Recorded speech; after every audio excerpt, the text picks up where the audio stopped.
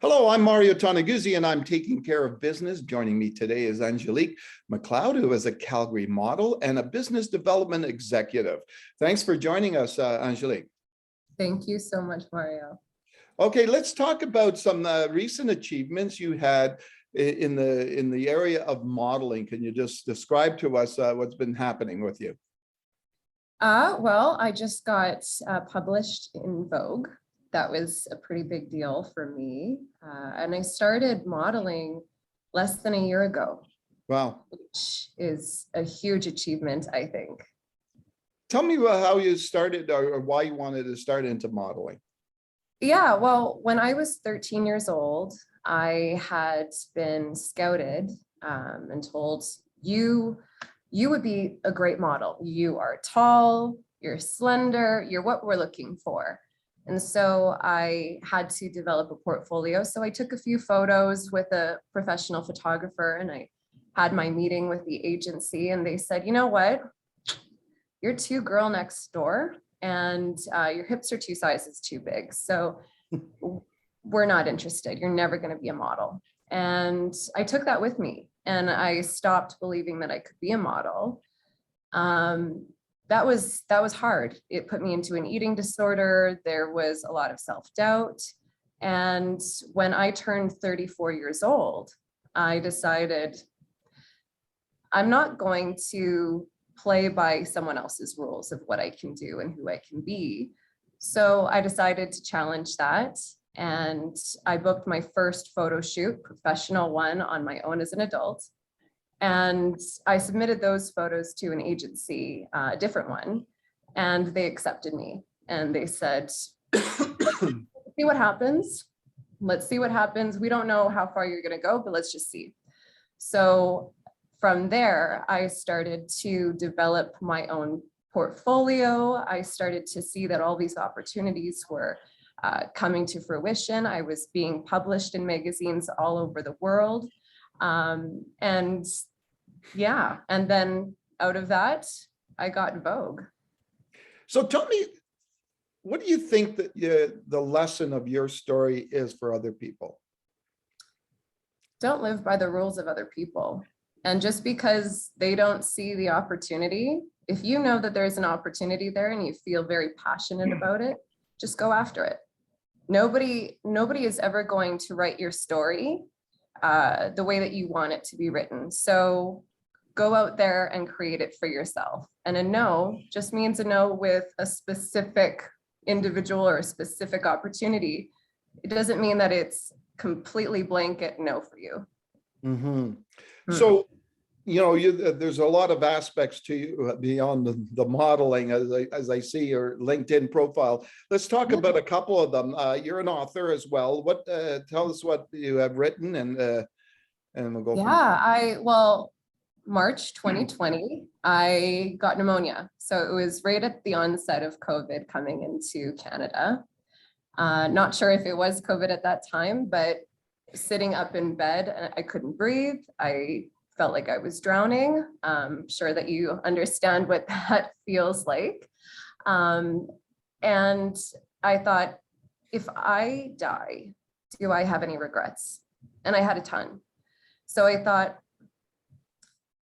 what happens if I live? If I live, can I change my toxic patterns? Can I change my story so that if, years down the road, I do perish, I can feel proud of what I've done. And that's how the book started. The book is a self-help book, all about recovering yourself, all about unlearning the toxic patterns that created who you are, or your shell of who you should be, so that you can step into who you truly are. So it's called Whole Nation, the Self-Recovery Movement. And I published that late last year in August, and it's on Amazon. So yeah, it was a long process of writing it, but it was so therapeutic for me to actually sit and write out the steps of how I went through looking at my past and reshaping it into the future. Okay, one of the other things that you do, you're a mental health advocate. Tell me why that's important for you. Yeah, well, I was diagnosed after leaving a very abusive marriage many years ago. It was 10 years ago now. Uh, I was, yeah, in an abusive relationship for many years. And it spun out of control for me mentally and emotionally. And so I had checked myself into the hospital because I felt completely disempowered, helpless, and I wanted to end my life. So through that process, we found out that I had borderline personality disorder. And not a lot of people want that title Mhm. because it makes you sound like you're all over the map, maybe split personality, not too sure if it's a roller coaster. It was a roller coaster of emotions for me, and I couldn't manage it. The good news is that you can absolutely cure that condition just through learning skills and learning how to properly cope in life versus another condition that would take medication.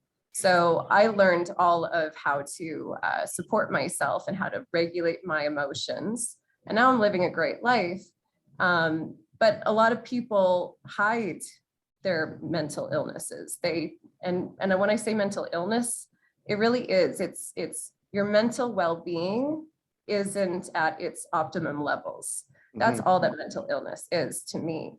And there are so many conditions out there that people don't want to talk about because it has a shitty title. Sorry, excuse my language. That's okay. Um, or it's, or you simply like, there's not enough known about it. So I want to have those difficult conversations and I want to normalize that everybody has down days. Everybody has self-doubt. We all feel like frauds in our life until we achieve mastery in an area. So for me, talking about mental health is huge because we all have mental health. Mhm. Yeah. Speaking of mental health, I don't want to make fun of this, but Oh. for everybody out there, just some full disclosure, Angelique and I worked together a long, long time ago at the Calgary Herald. That's why I mentioned mental health. Oh yeah. Wow. But Angelique, tell me what you're doing now in terms of career-wise and.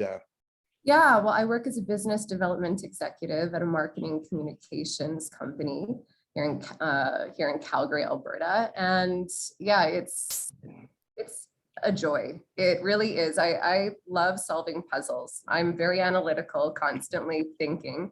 So for me, being able to work with large organizations, big retailers, sports and entertainment, all of those sorts of really neat verticals, I'm able to put puzzle pieces together every day to figure out that strategy, that go to market. It's a lot of fun. Yeah, I love it. I love having new conversations with people. Okay, let's go back to the beginning and talk about the modeling again. So where do you want to go from here in that area? Well, the great thing about modeling is you don't have to stay in one little area. Yeah. There's so many different types of modeling. There's fashion modeling, and whatnot. So for me, I want to make it into art, very much that high fashion art, and tell a story through it. This next series that I'm creating is all about facing our internal demons and how to have those hard conversations around addiction, how to have hard conversations around mental health, around those inner critic voices that are constantly yelling at us.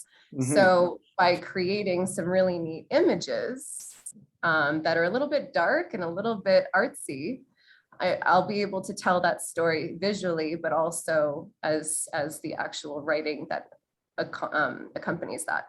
All right, super. Last thing I wanted to ask you, Angelique, is, when you consider your story and people consider your story and where you've come to from and where you've been, what's the key message that you want to get across to people about your life and I guess the overcoming the challenges and being where you are today? You can re-envision and reimagine your life as often as you want. Never play by the rules that other people hand you. Create your own rules to get you where you need to be. And forgive yourself if you don't get there on the first try, and keep going after it until you feel that you're where you need to be, or you've chased what you want to have. But don't ever put the rules in someone else's hands. Live your life. All right, super. Thanks, Angelique, for joining us today. Thank you. It was a pleasure, Mario. All right, super. That's Angelique MacLeod, who is a Calgary model and a business development executive. I'm Mario Toneguzzi. This has been Taking Care of Business. Thanks for joining us today.